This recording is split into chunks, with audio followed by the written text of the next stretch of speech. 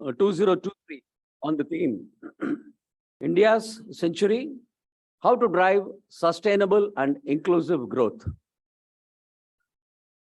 May I request you all to settle down as we are about to begin the convention in just a few minutes from now. The dignitaries for the inaugural session have already arrived and they would be here very soon. Before they walk in, a few reminders. May I request all the delegates to keep the mobile phones and other electronic gadgets on silent mode. We request you all to wear the delegate badges which have been provided to you. There are multiple events happening in this floor. So it's for easy identification for us that you are a delegate for this convention. We have a galaxy of speakers from all over India addressing the delegates during the convention. The profile of distinguished speakers at the convention can be viewed by scanning the QR code provided on the program sheet placed in your delegate kit. During each of the sessions, participants could send in their questions on digital mode. Once again, there is a QR code given on the same sheet. You could scan the QR code provided on the program sheet, or you could also ask for question slips from some of our volunteers who would be available around this place. You could also take the question slips from the registration desk outside, and you could send in the question slips as well. There is a feedback form given in the delegate kit. We request you to kindly fill up the feedback form as well before you leave the hall. It would help us understand how the event has gone, and it would help us improve further. MMA is active on social media.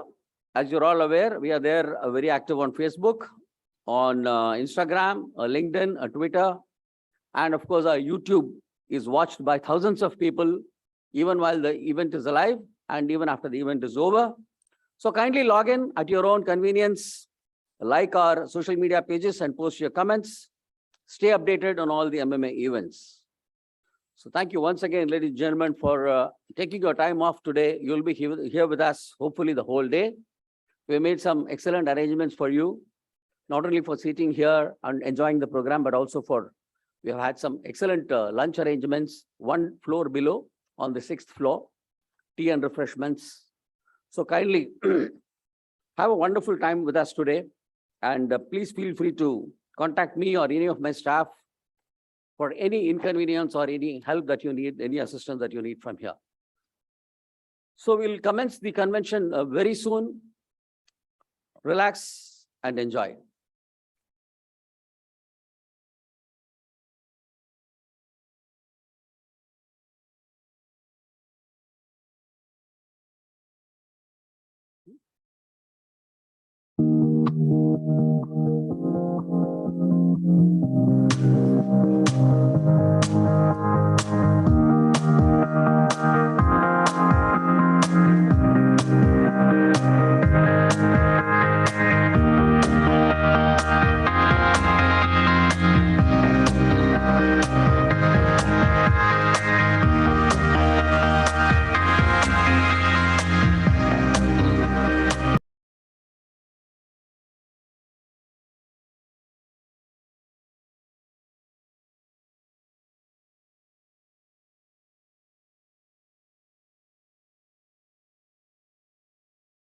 To this convention, and I also welcome all those viewers who joined us online this morning from various parts of the country or maybe parts of the world as well.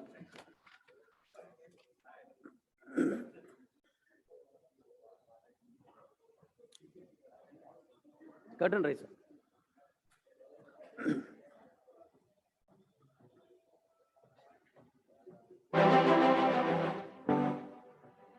Madras Management Association continues to serve the economy of this great nation for more than half a century. Started in 1956, MMA has grown to be India's finest and largest management association with over 8,000 members, which includes corporate houses, professionals, academics, and executives. Over 2 lakh professionals have benefited from MMA's more than 750 executive development activities. Distinguished personalities have participated in the conventions and major events of MMA. And now it is once again that time of the year when MMA showcases management excellence. A high point in its calendar, the MMA Annual Convention is the sought-after event for all management practitioners for its content and quality. They also get to interact with eminent speakers from leading industrial houses and outstanding personalities. As always, the convention will bring together think tanks of Indian industry who have played a pivotal role in making India shine in the world of business. As we complete 66 years of serving Indian industry, this year's annual convention is bigger and better than ever before.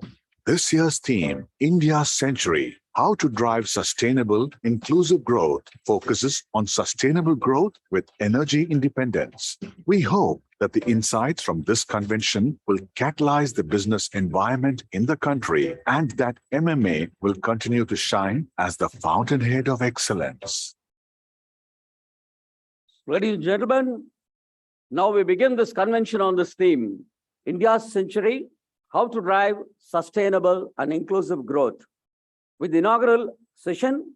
And now may I invite the dignitaries to take their place on the dais, led by Mr. Suresh Raman, President MMA and Vice President Regional Head Tata Consultancy Services, Mr. Mahalingam K, Senior Vice President MMA, Partner Director at TSM Group of Companies, Mr. Jaidit Brar, Senior Partner, McKinsey India, Shri NK Premachandran, Member of Parliament, Lok Sabha, Mr. V Shankar, Vice President, MMA, Founder Camps, and Director, ACSYS Investments Private Limited, and Group Captain R. Vijayakumar, Vishish Seva Medal. Ladies and gentlemen, let's welcome them with a round of applause in the first session of the morning.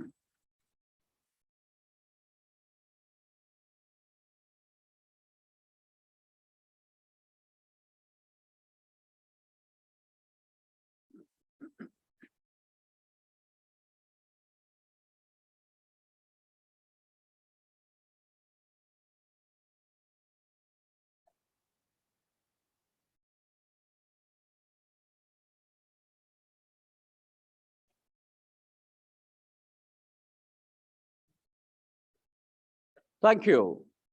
We commence the inaugural session with the invocation song on Lord Narayana. To render this invocation song, may I invite Ms. Padmaja, and I request the audience to kindly rise for the invocation, please.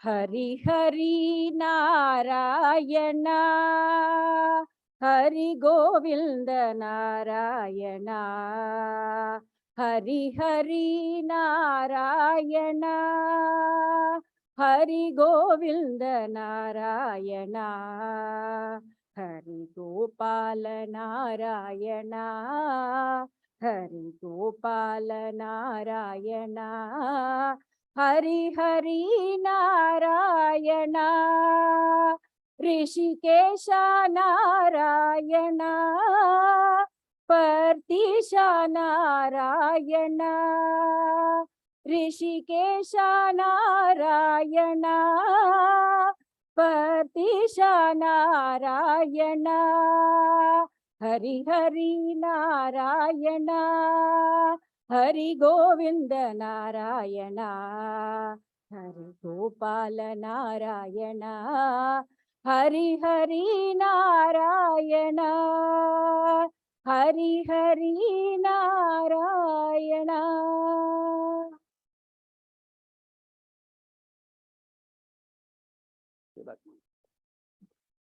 Well begun is half done. Thank you, Padmaja, for this auspicious beginning of this wonderful convention. As a token of appreciation, may I request the chief guest to present a floral bouquet to Ms. Padmaja.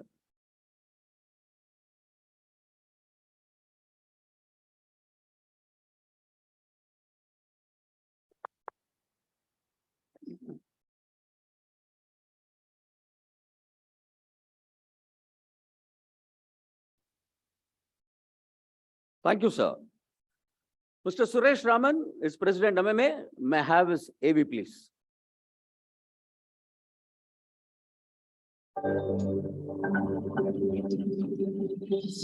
Mr. Suresh Raman, President of the Madras Management Association, MMA, Vice President and Region Head for Tata Consultancy Services, TCS Chennai. He manages TCS's largest delivery center with over 98,000 associates. His focus areas are to provide right experience for customers and associates, facilitate talent transformation into digital technologies, promoting diversity, provide agile and sustainable infrastructure, cost optimization. Besides, working closely with region stakeholders across government, industry associations, and communities. May I now invite Mr. Suresh Raman to deliver the welcome address.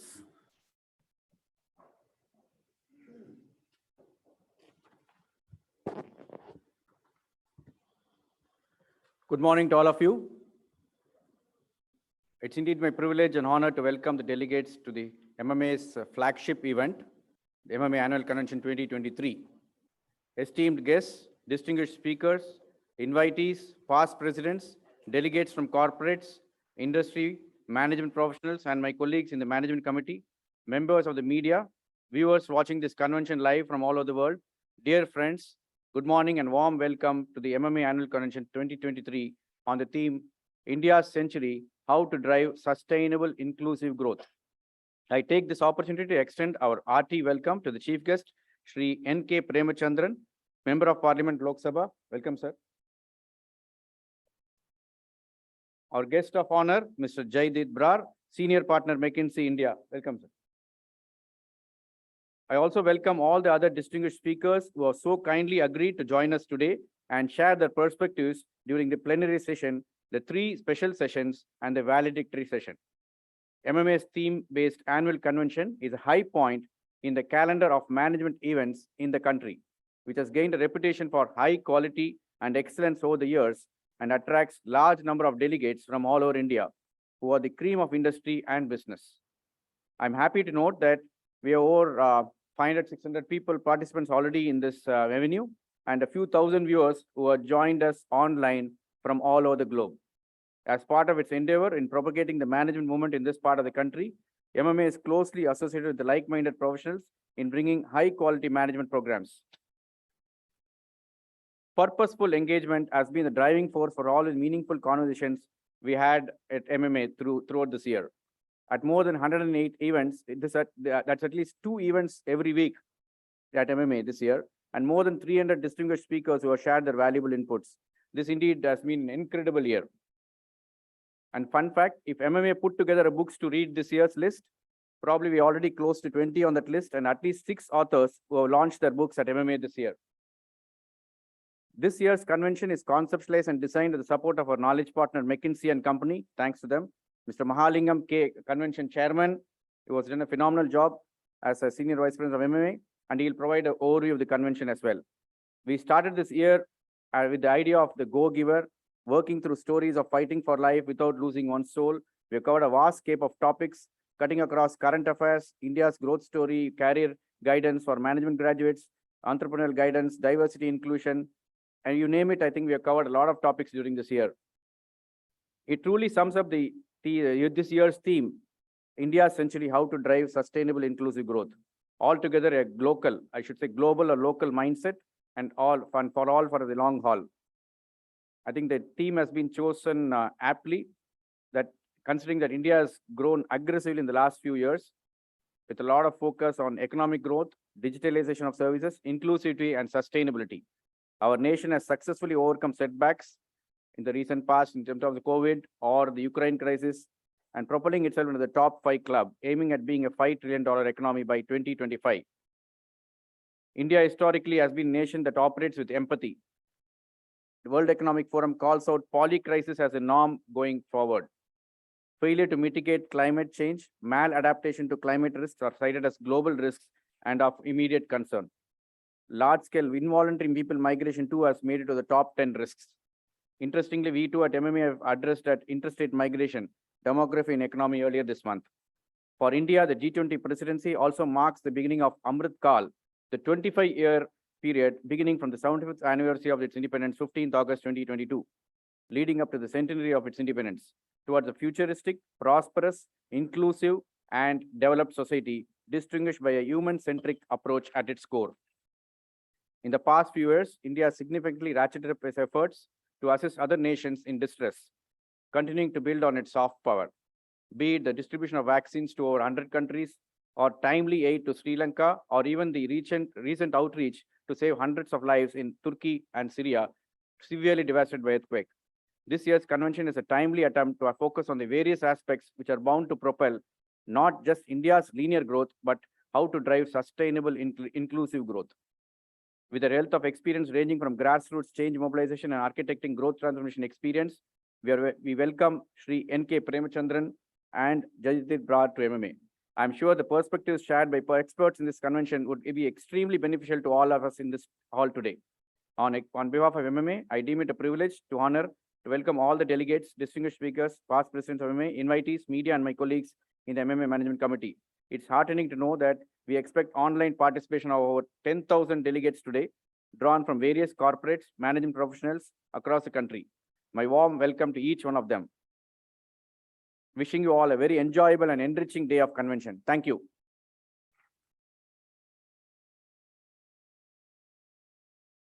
Thank you, Mr. Suresh Raman. Mr. Mahalingam is the Senior Vice President MMA. May I have his AV, please?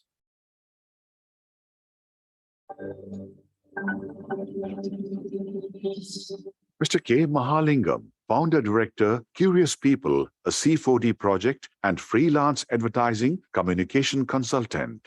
Mr. K. Mahalingam is a partner director at TSM Group of Companies, which has interest across automobiles, real estate advisory, and distribution of financial services. Mr. K. Mahalingam is also an active angel investor.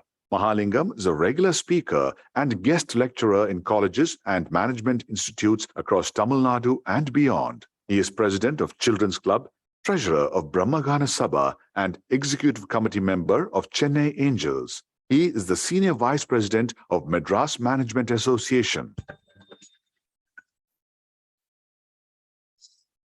May I request Mr. Mahalingam to present the overview of the convention?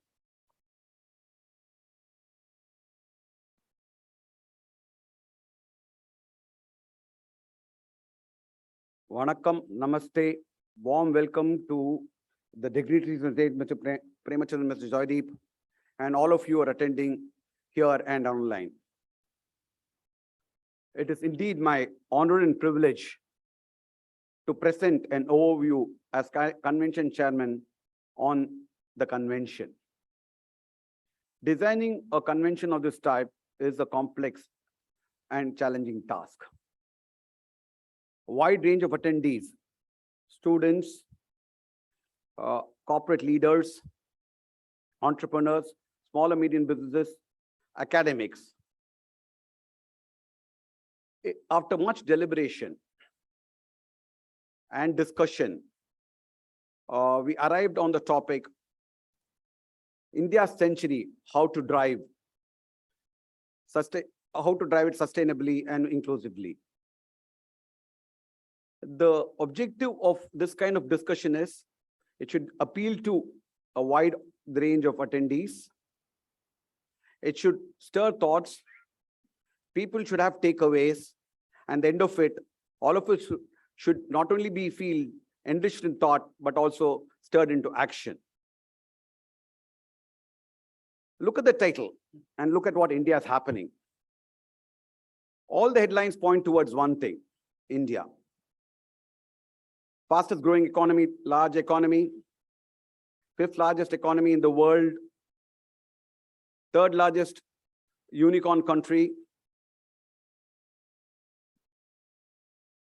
young population set to overtake China shortly. All this just points out to one thing. India is in a great place now and on an outstanding performer in an otherwise gloomy, doomy world. But there are challenges.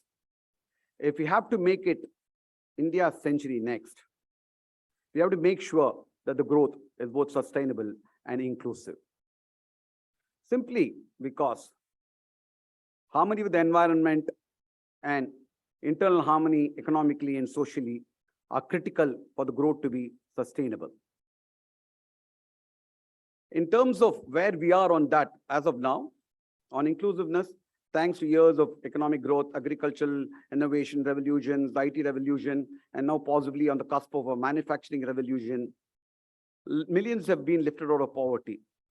Government support and recently technologically leveraged transfer of direct benefits to citizens has helped accelerate the process of lifting people out of poverty and lifting them up in society.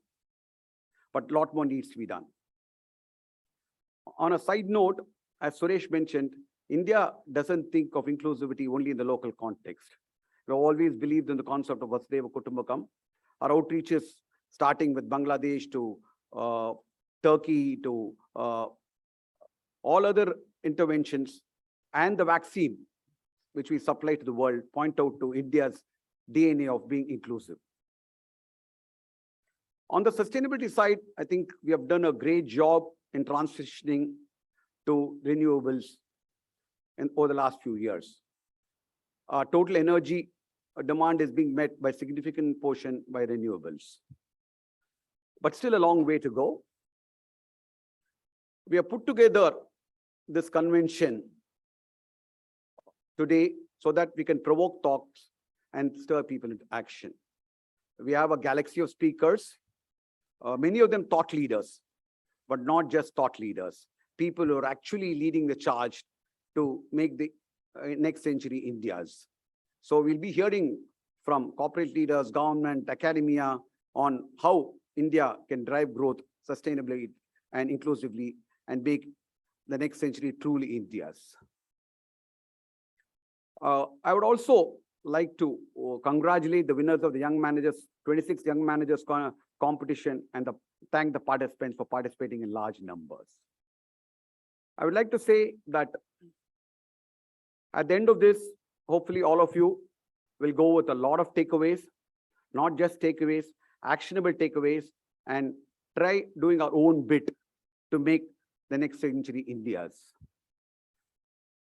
Nandri, Vanakkam, Jai Hind.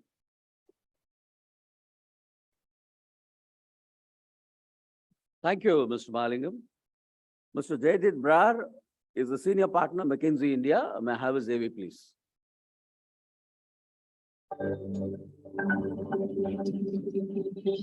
Mr. Jaidit Brar is a senior partner at McKinsey & Company and leads McKinsey's growth service line across Asia Pacific. He has extensive experience and track record in helping companies deliver market-beating growth and margins through end-to-end transformations, new products and business models, and innovative go-to-market strategies. He has served consumer durables, building materials, automotive, and energy companies to build cutting-edge D2C businesses, agile supply chains. Jaidit researches and writes on the topic of growth outperformance, and his recent research has focused on identifying the growth outperformers in Asia Pacific as well as their playbook. May I now call upon Mr. Jaidit Brar to deliver the keynote address.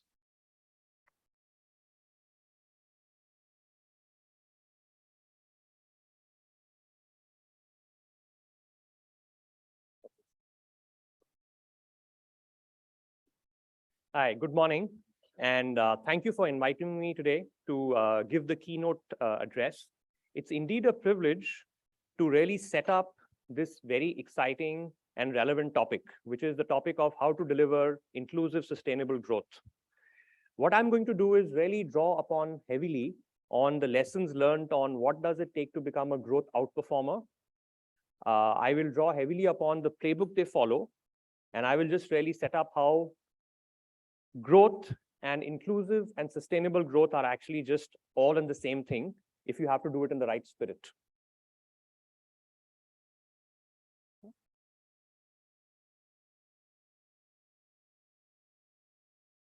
Which is next. See, we are all very fortunate and excited to be in India because this is, amongst so many parts of the world, this is where there is a lot of excitement about the growth potential and opportunity, right? We could potentially double our GDP. I'm not saying that there are no challenges and not a lot of work needs to be done, but at least the trajectory and the platform for achieving that is clear. The focus today is not really to sort of discuss too much of the macro trends and what's happening. Instead, what I'm going to do is really talk about what each of you, each of us, as people who are leading businesses and institutions, can do to really enable and accelerate this overall potential. Within that, I think the first theme really is that how do you enable your own companies to become growth outperformers? The second theme really, and as you'll see as we sort of share some of our findings, is that being inclusive and sustainable is not only an obligation, but it is actually the only way to do it. If you don't follow any of those norms or rules, you are not going to achieve the type of growth potential which the country has.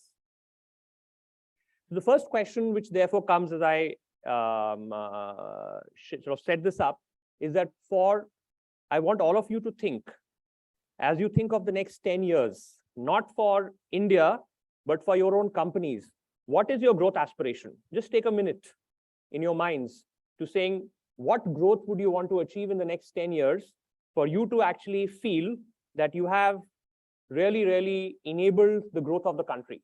Just take a few seconds.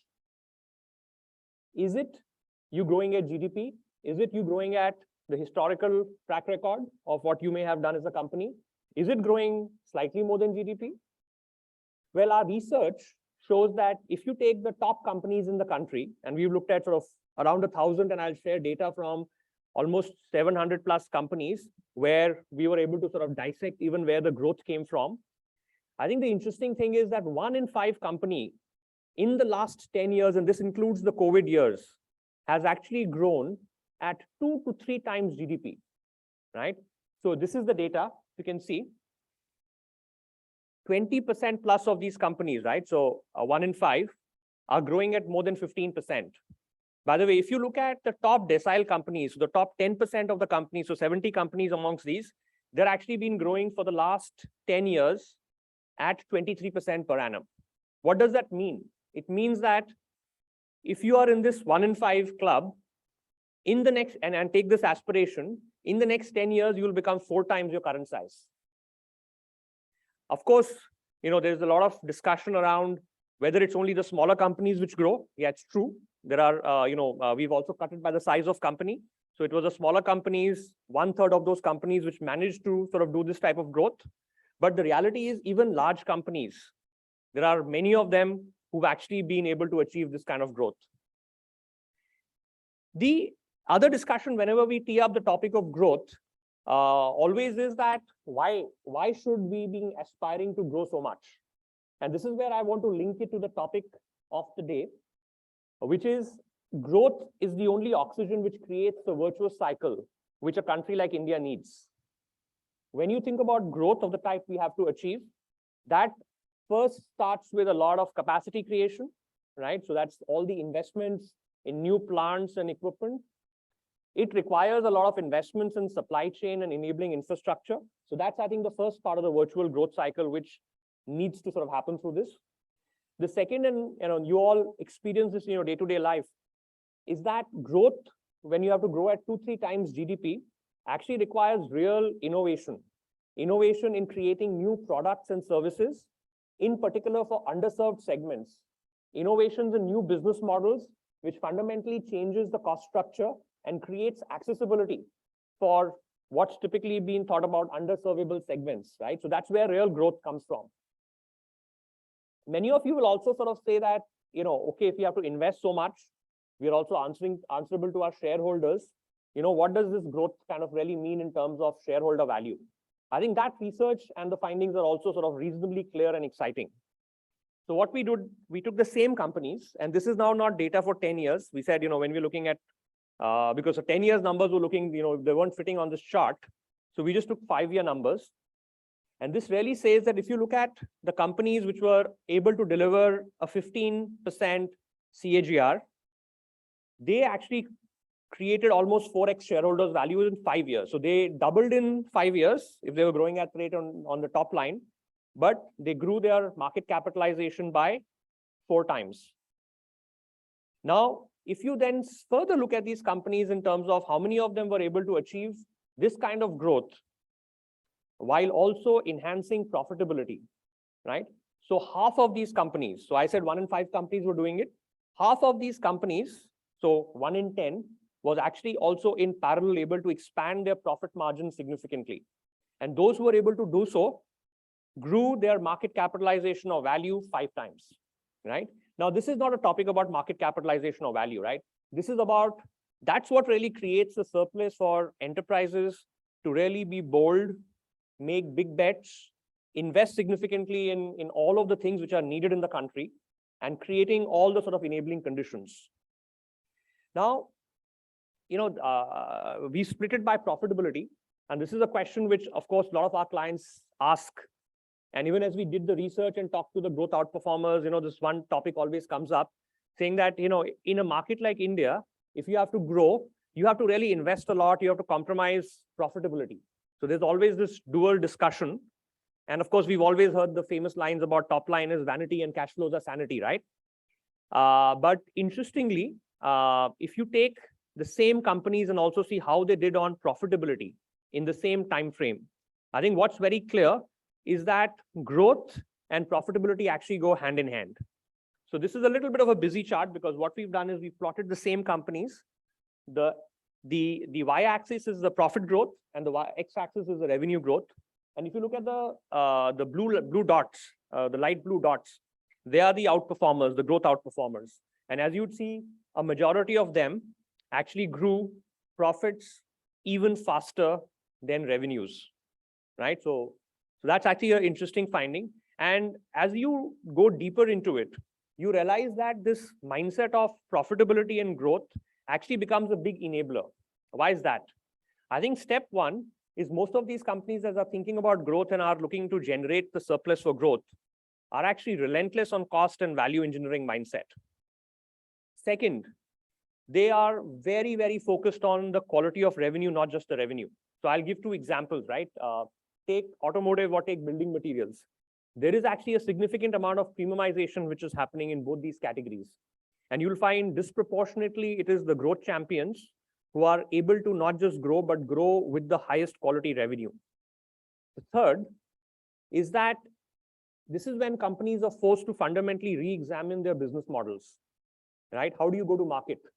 Are you selling a product or are you selling now that product bundled into a service? And using that mindset, are you able to create frugal products? Using that mindset, really opening up new aspects of the market. I think we've all been very excited to read the news about how large aircraft orders are being placed from India. But look at the other side of that, right? In the last 10 years, how many Indians are now able to fly? How many Indians are now able to get personal mobility? Because all of that is because there are a set of companies who've really taken the growth mindset, but also the frugality which comes with it. I'm not going to talk about the scale benefits which come with it. Now, of course, you'll all say all this is fine.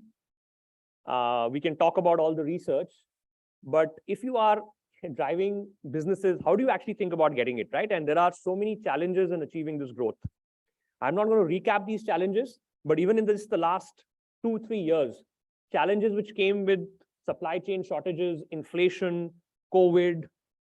Has things recovered? By the way, talent shortages, all of you face that, right? So all of these, by the way, have created challenges, in addition to the challenge that India is a highly, highly competitive market, right?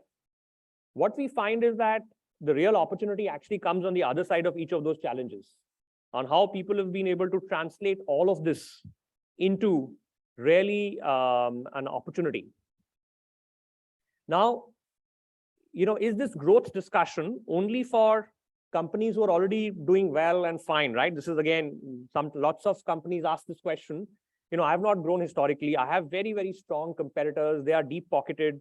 Growth is not really for me. And therefore, we looked at what has been the track record of companies which were not growth outperformers, how easy or tough it is for them to actually change their trajectory. Again, some more data for you. And we'll only focus on slightly busy chart, but we'll just focus on the left column. What this does is it takes companies and their growth rates, on the x-axis, the growth rates in the last 5 years. And then on the y-axis, the growth rate in the last 5 years, and x-axis, the growth rate in the preceding 5 years, right? So in the preceding 5 years, if you're on the leftmost column, you are actually the slowest growing companies in your sectors, right? Now, what do you see? 30% of those slow growing companies have remained slow growing companies in the next 5 years also. But what is more exciting is 30% of those slow growing companies have actually become the fastest growing companies, right? Now, all this did not happen in a very easy manner, but it is possible.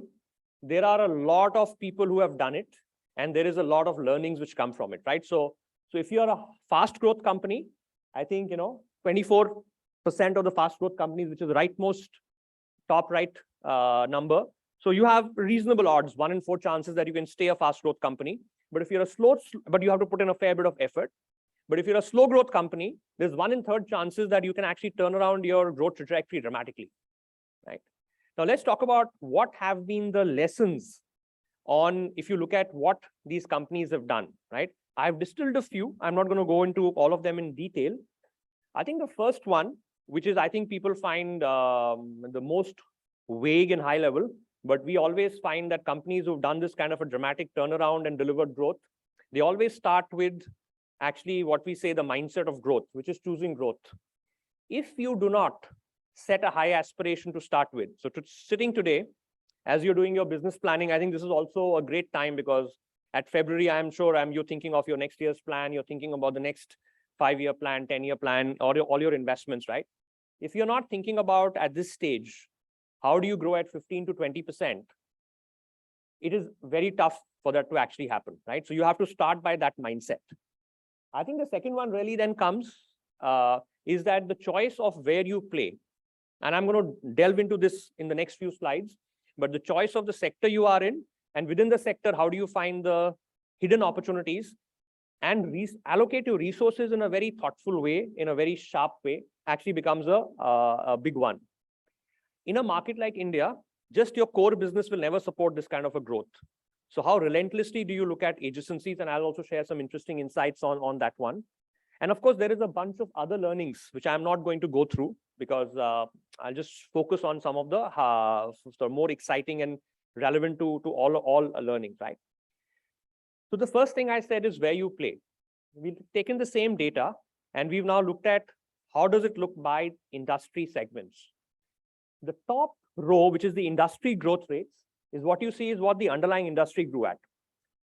There are some industries like financial services and information technology, which actually the underlying industries have grown so dramatically, right? We all know the story of financial services. Significant amount of unbanked people have got banked.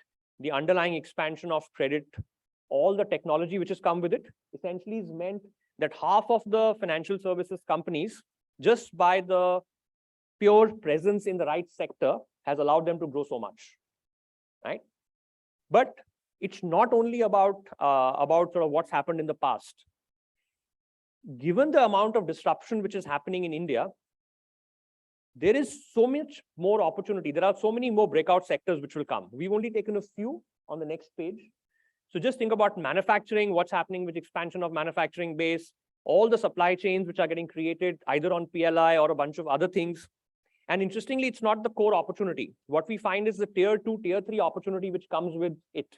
So for example, it's not just what's happening in the hydrogen, right? It's the hydrogen value chain. There is so much opportunity, not just people who are making electric vehicles. It's actually all the value chains which are getting created with that. The second is like another example which people don't talk about is water. And water is such an important part of inclusive growth.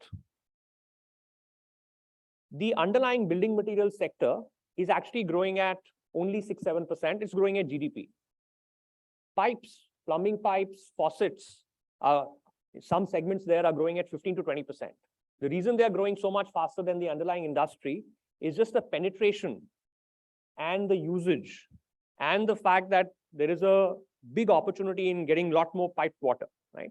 Now, on urban water itself, if you think about 100% of households, and that should be the aspiration, are actually going to get piped water or getting running water at home, what kind of opportunities does it open up? Not just for profit and growth, but for actually driving inclusive growth. And by the way, look at every sector, you'll find hidden opportunities in the disruptions in those sectors. Similarly, by the way, do not despair if you are in a sector like industrials or some other sector which you feel does not have that much opportunity, because the reality is we find that in every sector, there are hidden opportunities. So for example, take states. The top 5 states have grown at 1.52 times the average. Take the next 100 cities or the next 200 cities beyond that. Many of them are growing at 10, 12%. Look at the amount of underserved segments which are there in the country, creating products and services for them. So even within your sectors, you can actually get a lot of opportunity to do that. I talked about adjacencies. This is just the breakup of the same data, and this is Asia Pacific level, with India looks very similar. What is very clear is that the white part of this chart is the growth which is coming from the core business. The light blue is where it's coming from adjacencies, and the dark blue is where it's coming from total breakout. And as you will see for Asia, that a third of the growth actually comes from adjacencies and breakouts, actually mostly adjacencies, right? So if you are allocating all your resources to your core business and not thinking hard enough about adjacencies, you will not find that it'll not be that easy to grow. But if you are active, if you're identifying those, then those itself give you a huge amount of white space and tailwinds. I think we talked about the growth part. I'm going to very quickly touch upon the 2 aspects which are equally important. The first is sustainability. And the most exciting thing about sustainability is that 80% of India, which will exist in 30 years from now, is yet to be built. And if you think about that, right, for us, it's not a challenge of retrofitting. For us, it's a challenge of building the future in a more smart way, right? So this just shows just the pathways we can take on per capita, how much of additional capacity we have to build in sectors which are traditionally thought of as polluting sectors, right? And each of this is an opportunity because new businesses are getting built, right? Look at this pathway. If we translate this pathway into overall carbon emission reduction, right? Every sector, renewable power is actually well known, but the amount of material circularity which is happening or will happen even more, huge opportunity. Sustainable agriculture and supply chains, significant opportunity. Everything associated with EV and green hydrogen, significant opportunity, right? Each of the sustainability elements is a business opportunity. It's an opportunity for value creation, and it's an opportunity for sort of really driving the underlying growth of the economy in a sustainable way. Finally comes the question of inclusion. And this, I think, even more than sustainability, I would say, is actually not really a choice. The reason it's not a choice, unless you think inclusive, where will you find the talent? Where will you find new markets to go? So as we've looked at all the research on this, what we find is people who are companies which are very inclusive in their growth journeys are really thinking about, either women in workforce or different types of people in workforce. And we've now seen the productivity of plants which have significant amount of women employees very high. If you think about talent and how after COVID in particular, people are sort of really leveraging gig workers, a lot of talented people who may not want to work full time, making a huge difference to those companies. You think about so many of the underserved markets, which traditionally would have been markets or it's very difficult to serve. A lot of the adjacent opportunities I talked about are actually coming from underserved markets. So underserved markets, underserved regions where you can make those investments. So I will conclude now, I think, with just a message that please set very bold aspirations for your own companies on growth. It is possible, there is a playbook. Number 2, think about resource allocations very hard, in particular resource allocation, which will come with all the sustainable opportunities. Number 3, as you think about your own talent, your own workforce, and where you invest money in terms of regions, look at the underserved parts. They will actually become huge unlocks for your growth and make you more inclusive. I hope This gives you some thought-provoking ideas as you go through the rest of the day and look at various ideas and deliberate. Thank you so much again for having me here, and have a great day.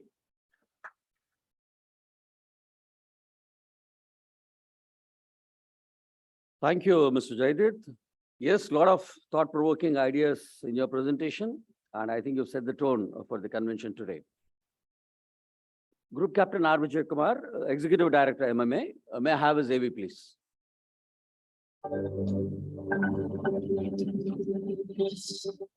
Group Captain R. Vijayakumar retired. VSM is the Executive Director of the Madras Management Association since April 2007. He was awarded the Vishisht Seva Medal by the President of India for distinguished service of very high order. Under his dynamic leadership, MMA has won the AIMA's Best Management Association in India for 13 times in a row, including the National Excellence Award for the year 2021-22. Good morning, ladies and gentlemen. My proud privilege to be here today and to talk about the MMA Business Mandate. MMA comes out with an eagerly awaited news magazine, Business Mandate, which has readership of over 90,000 who feature among the leading business groups in South India and are also made up of dynamic medium-scale companies as well as reputed professionals from all walks of industry. Other than MMA members, Business Mandate is circulated to notable opinion makers, industry leaders, senior government officials, multinational group heads, management students, and host of distinguished personalities. I'm indeed privileged to be associated with the Business Mandate as its editor for the last 16 years. MMA adapted to changing situation with a number of unique online initiatives, including the state-of-the-art digital magazine Business Mandate with embedded videos and much more. The digital magazine of MMA has a number of unique features. On the occasion of the MMA Annual Convention 2023, we have brought out a special issue of the magazine consisting of interesting articles for the benefit of members, which you would like to present in front of the dignitaries. May I request you for your attention to the screen to know more about the please, to know more about the mandate. May I have the AV, please?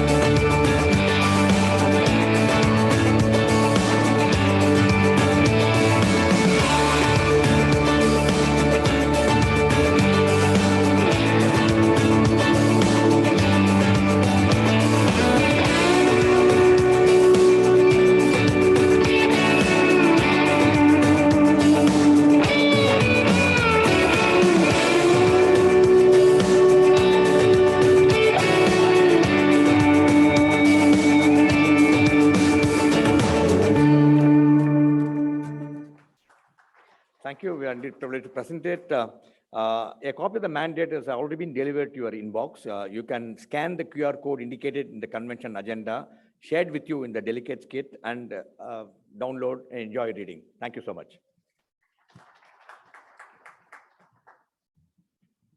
Thank you, sir. Ladies and gentlemen, Honorable Shri NK Premachandran is a member of the Parliament, Lok Sabha. May I have his AV, please?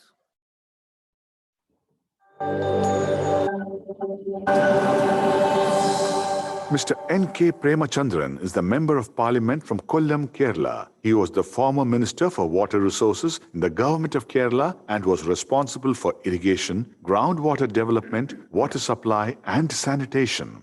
He has initiated a number of innovative steps in the management of the water sector and started the consultancy wing of Kerala Water Authority called VASCON.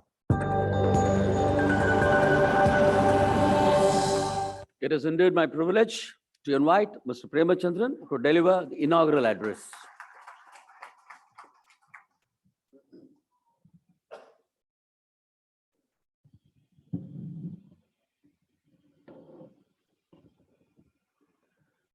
Distinguished guests and dear delegates, good morning to all. First of all, I take this opportunity to express my sincere and deep gratitude for having invited me for this annual convention of Madras Management Association 2023 and to inaugurate this session. Also having a theme of discussion regarding how to drive sustainable and inclusive growth in India's century. See, as far as I am concerned, it is the rarest of rare experience to address this corporate world, especially the management world. As a policy maker, I would like to highlight my views regarding this issue. Before addressing the issue, I would like to place it on record my appreciation. That is a remarkable achievement made by the Madras Management Association. As the best management association judged by the All India Management Association for a rough 13 years and having national achievement during the year 21-22 also. It is indeed an honor and privilege as far as I am concerned to address this gathering and to talk on the subject which has already been mentioned by the other learned friends regarding the sustainable and inclusive growth. See, we all know that regarding the management tactics in a competitive economic era or a competitive market economy, management plays a very important role. It is having significant role in building the nation, building the future of our country. Application of highly sophisticated management technology is able to resolve most of the issues, and if we in India is able to have the scientific systematic management policy so as to have the management of the resources in a planned manner, I, as a policy maker, have the strong belief that we will be able to resolve most of the contentious issues facing our country if we are having a proper scientific management of the resources in a planned manner. So Madras Management Association, as the leading management association in India, having a very high reputation throughout the country, not only throughout the country, across the globe, definitely the contributions which you are providing to the nation has to be appreciated. And the theme which we are discussing today, that is the annual convention of 2023, is how to drive sustainable and inclusive growth in India's century. The sustainable and inclusive growth, one of the most important subjects to be discussed in the light of structural economic reforms being pursued, aggressively pursued by our country during the last 3 decades. It is very significant to note that during the last budget session, so the present, the continuing budget session, Her Excellency, the President of India, in her presidential speech to the joint session of the Parliament, begins the speech with the issue of inclusive development. And further, you have seen that the Finance Minister, the Honorable Finance Minister, Madam Nirmala Sitharaman ji, her speeches or the budget speeches beginning with the sentence of inclusive development. I would like to quote that sentence. The Finance Minister begins with the sentence, I quote, "We envision a prosperous and inclusive India in which the fruits of development reach all regions and citizens," unquote. And further, the finance minister has enlisted 7 priorities. And that has been described as the Saptashis, that is to drive the country in the future in the Amritakal, the next 25 years up to 2047. And out of the 7 priorities listed by the Honorable Prime Minister as Saptashis in the budget speech, the first priority is the inclusive development. And the government is of the firm opinion that Sabka Saath, Sabka Vikas, the philosophy of Sabka Saath, Sabka Vikas has facilitated the growth of the country and the inclusive development in our country. And I would like to critically examine in this background the sustainable and inclusive development which is being prevailing in our country and what would be the future if the situation follows in this tune and in this tenor. In the never-ending race for economic growth by all nations, unfortunately, we have forgotten about the term sustainability. The modern concept of sustainable development was defined in the year 1987 by the Berlin report as, I quote, development that meets the needs of the present without compromising the ability of future generations to meet their own needs, unquote. Thus, when we talk about India's century, sustainability needs to be the core of the discussion. There are 2 schools of thoughts. One is the socialistic point of view, and the other school of thought we can very well say in the new era that is a neoliberal economic reform so as to compete in the market economy. And in this case, I would like to put up a perspective that is a mix of both the socialistic approach in a competitive market economic field. How we are able to attain or how we are able to drive the sustainable, inclusive growth in a mix where both the socialistic approach in a competitive economic field. It is very difficult to comprehend it. I know it very well, but still we have to think of it. So in the case of India, we opened our doors to the outside world in mid-1980s and beginning of 1990s with our policies of liberalization, privatization, and globalization. Since then, the economic and social growth of the nation has been a rise. When we start thinking in the current world economic conditions, we are exposed to everything and anything in any part of the world, which was seen in 2008, world economic crisis and the later European economic crisis. In these crises, India was the least affected owing to the economic stability, which was mainly due to the strict economic policies, along with the support of its strong public sector presence, especially in the banking sector and in the insurance sector.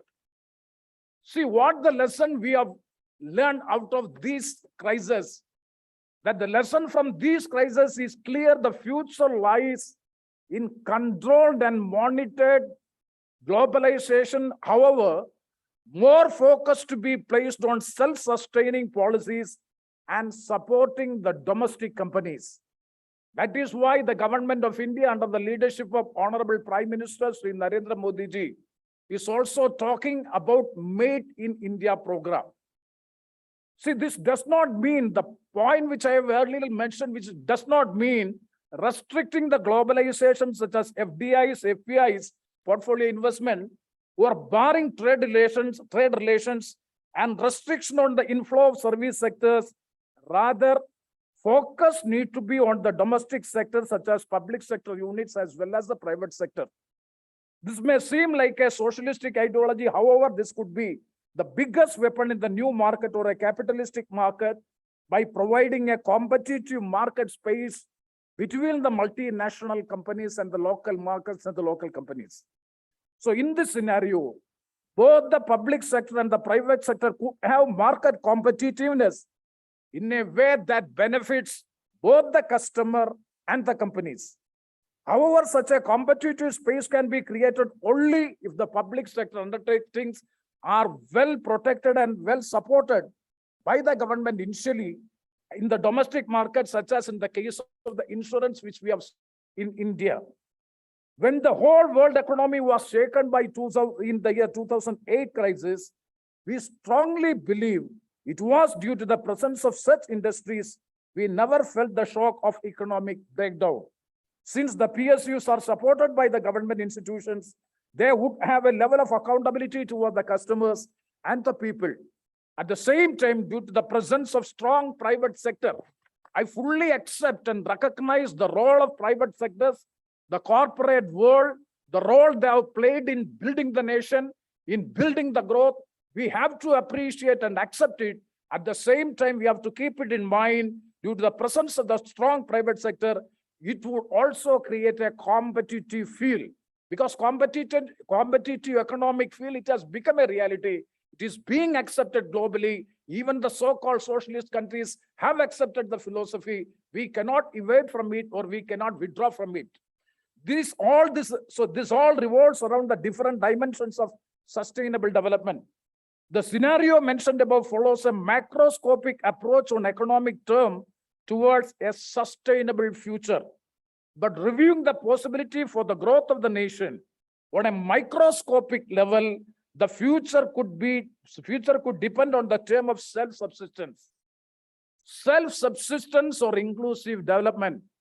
I'm using these two words synonymously because inclusive growth will lead to self-subsistence. During and after the period of pandemic, we saw a overnight shutdown of borders and boundaries. The same borders and boundaries we have opened in the year 1991, where we welcomed other world nations with open arms. What happened on those nights and what we had witnessed those nights on unprecedented disruption of supply chain, shortage of food, power failure, and even disruption in our whole economic markets. But on a micro scale, what we have witnessed was a lack of food in stores, rationing of food, salary cut, loss of job. All of this could be attributed to the fact that we were not self-sufficient, we were not self-subsistence, and we depend on other nations for access to our daily requirements. Therefore, the first step of inclusive growth that I believe is self-subsistence. And the second step is, as rightly regarding the growth, the McKinsey representative he has already cited regarding the GDP and the GVA and all these things. See, one point which I would like to highlight in this August conference, that is regarding the growth and the inclusive development.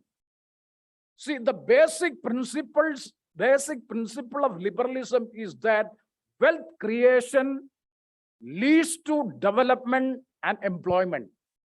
But it is quite unfortunate to note that that is not happening in our country, that we have to, the corporate world, the management world, the business community has to think in a critical way. Because we are having the best growth in the world, 6.6% growth, GDP growth we have achieved, even after the pandemic. We are able to contain the revenue deficit as committed in the last budget. And India has become the fifth largest economy in the world. It has shifted from 11th position to 5th position. We are attempting to become the $5 trillion economy. But in such a scenario, if you examine the real ground realities, what is the poverty rate in India? What is the unemployment rate in India? What is the inflation? And what is the global stand? What is the position of India in global hunger index? In global hunger index, the position of India has shifted from 101 to 107. And as far as the human development index, India is out of 142 countries, it is 132 or 133. And the unemployment, the post-independent India has never seen such an exponential growth of unemployment in the country. When we are having a big growth, when we are our country is having a very good development in the growth in the economy. And regarding as far as the poverty is concerned, the statistics would go to show that the multi-dimensional poverty index, the latest report which has come in the economic survey, it is very clear that 16.7% of the total population in the country is coming within the purview of this multi-dimensional poverty index. And 18.7% of the total population is vulnerable to the multi-dimensional poverty index.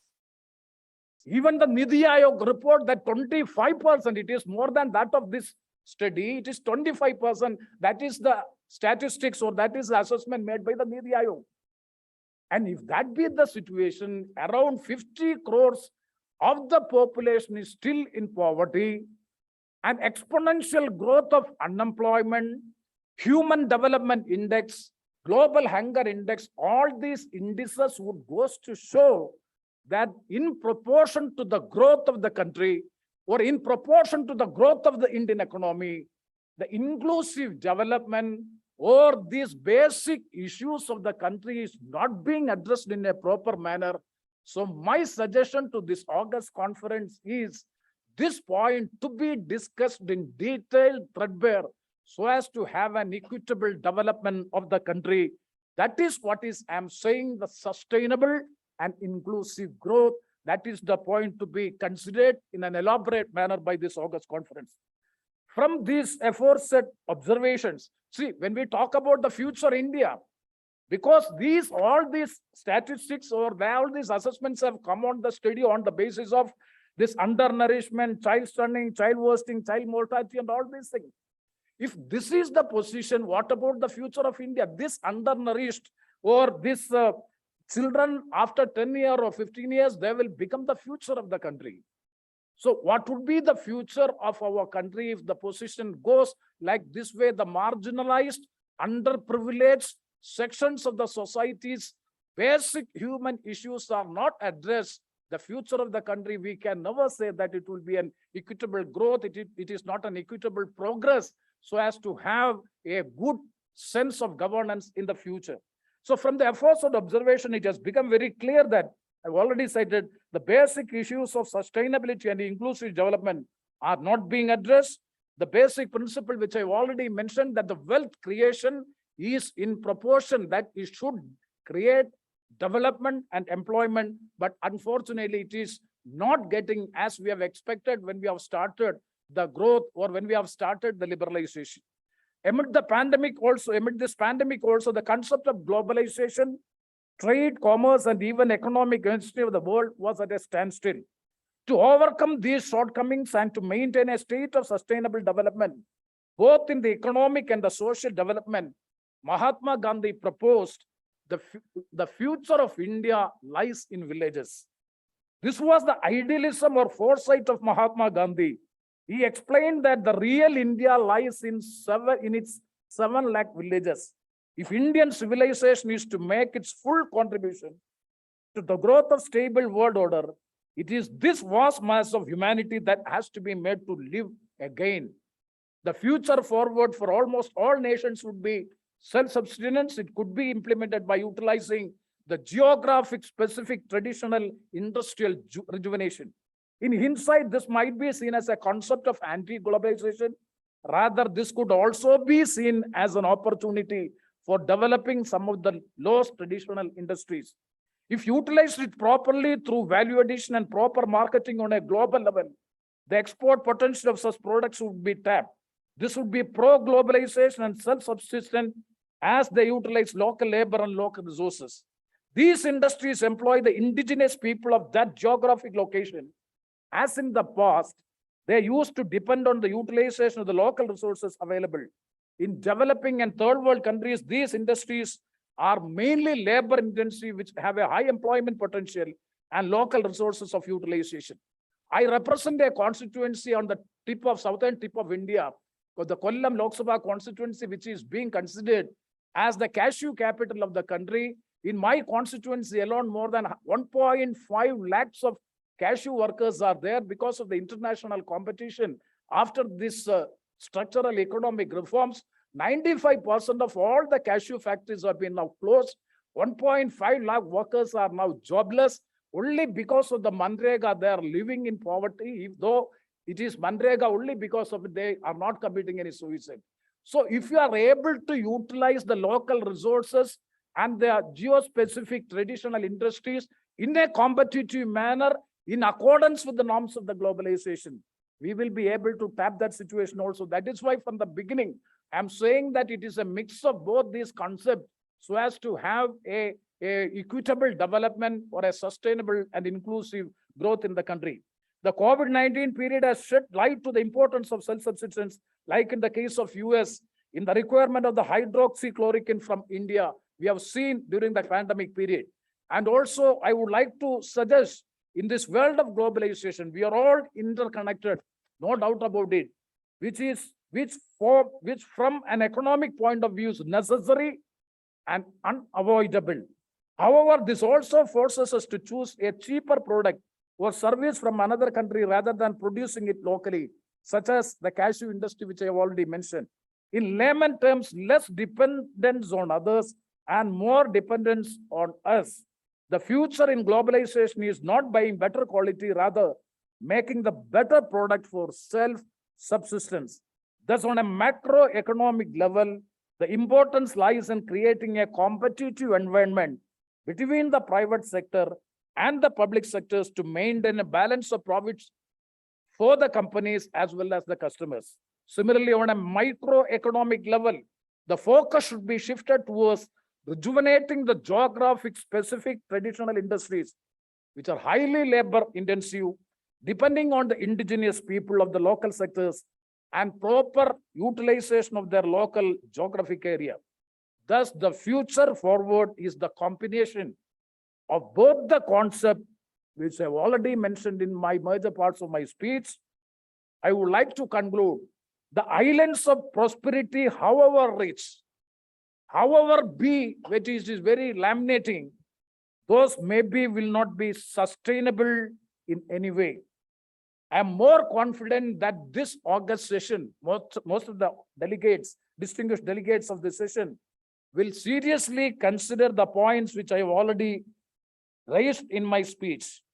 The equitable development is the real development that can make the country stronger. And further, I would like to say Mahatma Gandhi has already made the observation, when we are having a large population in poverty and in unemployment and facing serious issues like price rise and the purchasing capacity and all, definitely we can never say it is an equitable growth. Equitable growth, the equitable development is the real development that can make the country more strong, more powerful in proportion to the economic growth. When we move to $5 trillion economy, even after the pandemic, we are able to have the 6% growth of the economy.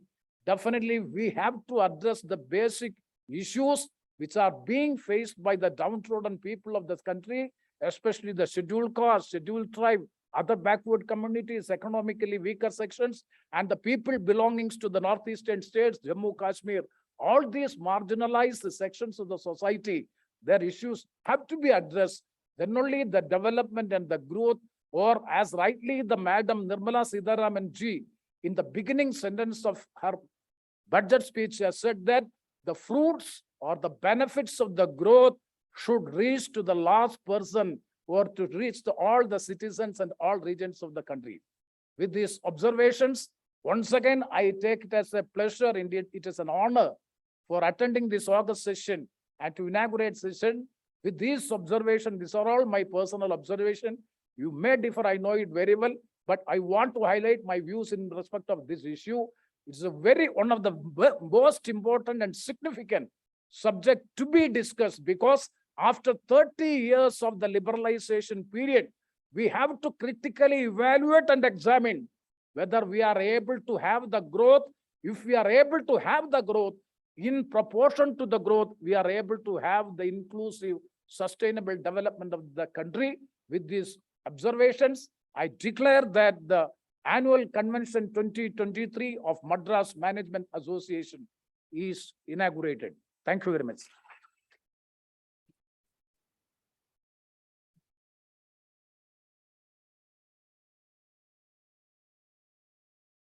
Thank you, sir. A lot of valuable points for all the delegates to take back. A very, very insightful and thought-provoking address indeed. Ladies and gentlemen, a time for us to honor the guests of the day. My request, President MMA, Mr. Suresh Raman, to honor the guests with a token of appreciation, a memento. My request the other dignitaries to join him on the stage, please.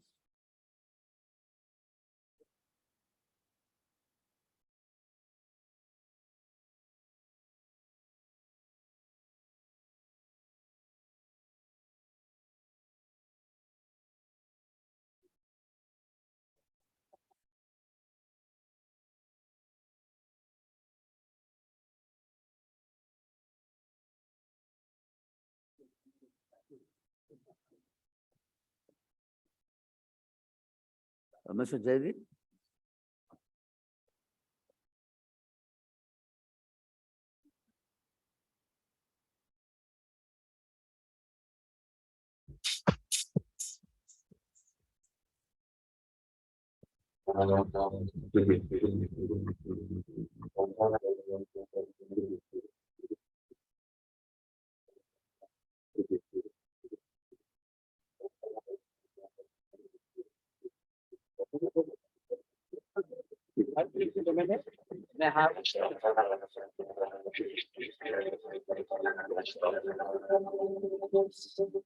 Mr. V Shankar, founder CAMS and director Axis Investments Private Limited. V Shankar, an IITM IIMC graduate who worked briefly, then went on to found CAMS, Computer Age Management Services Private Limited, in 1988 to provide a platform and services to the Indian mutual fund industry. CAMS was recently listed. He is involved with several organizations that promote entrepreneurship as well as with both his alma mater.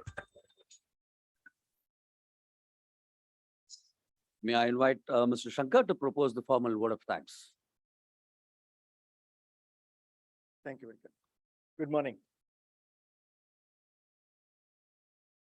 You know, there is a written script where I thank Mr. Premachandran, but I must tell you that it's not only on behalf of MMA, it's on my own behalf. I was deeply touched and moved by what you said. I think we as society need to listen to this and recognize the fact that all the great growth you've seen in the economy has not necessarily really filtered down to where it needs to be.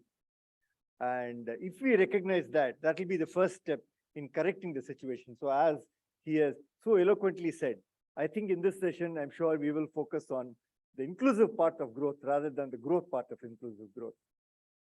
I also took away from him the important point that he made about promoting traditional craft. Here and there in pockets that happens, but I think a focus on traditional craft, which is by definition labor intensive, will lead to that inclusive growth by definition again. And since craft is highly valued outside the country, more so than inside the country perhaps, it will lead to globalization and export opportunities. So two things I took away from him. Thank you, sir. Thank you for coming. It was truly an inspiring address. Jaidit, of course, very, very data driven. I think some of the data that he opened my eyes really. I have always believed that a profitable company starts to focus on growth. It will necessarily impact profits, but he has said that it's not necessarily so, and he has done so with data. He has also pointed out that growth comes not necessarily only from in fact, it must come from adjacencies and from breaking out. In that context, I must say that MMA in the 2 years of COVID has broken out. It has switched so massively into the online space that today, if we have, I don't know, 500 people here, 600 people here, we have 10 times that money, not only from India, not only from Chennai, Tamil Nadu, India, but all over the world, time zone permitting. And you will see a lot of people watching this video after the fact. So breakout, we've taken the lesson from you, and we hope that everybody else takes the lesson. Thank you. Thank you so much for coming. Thank you for your address. You know, a convention like this requires a lot of moving parts to work together.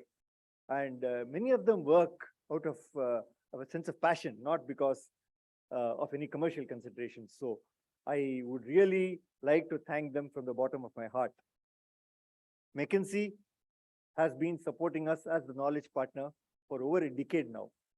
Year after year, they come, they deliver a sterling team, and they plan the, you know, as you will see in the rest of the session, they plan the session so well that there are enough takeaways for all of us who attend here. Thank you. Thank you, Uni.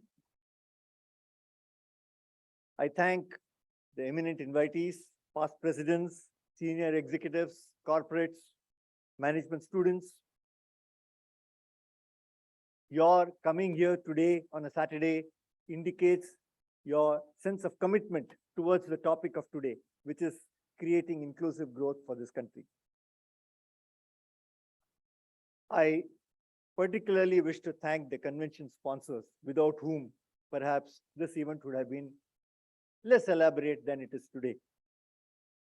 I appreciate their financial contributions. It is not necessarily the best of years for everybody, but you have been kind enough to support us. Thank you. We have many distinguished speakers to come. In anticipation of their great addresses, I thank them. I'm sure they will also be thanked at the end of the day, but I thank them in advance for sparing the time and for taking the effort to create the address for us. We are thankful to members of the media, for the Hindu Business Line for being the media partner, and the management of IIT Research Park for this wonderful venue. 2 years ago, I am also associated with the Research Park, so I know that 2 years ago we were struggling to find audiences for this place. Now we are turning them away.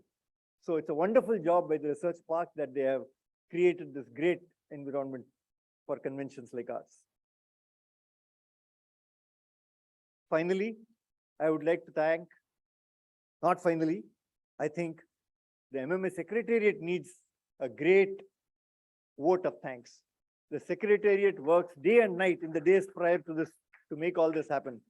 Thank you, Vijay. Thank you, Secretariat team. Padmaja, what would we do without your wonderful invocation? It's only one of our many skills. Thank you for kicking off the convention on a great note. Thank you for all the corporates who sponsored their delegates to take benefit of what we have to say at this convention. And with that, I thank you for listening to me and have a great convention ahead. Thank you, Mr. Shankar. Ladies and gentlemen, this brings us to the close of the inaugural session of the convention. We'll commence the plenary session at 11:15. Tea is served for all of us on the one floor below, that's 6th floor. Let's enjoy the tea and refreshments and be back in time to listen to not a missable session. We have in the plenary session an address by Mr. Parameshwaran Raya, IAS, who is the CEO of Niti Aayog. So let's be in time to listen to him. Let's break for tea now. Thank you.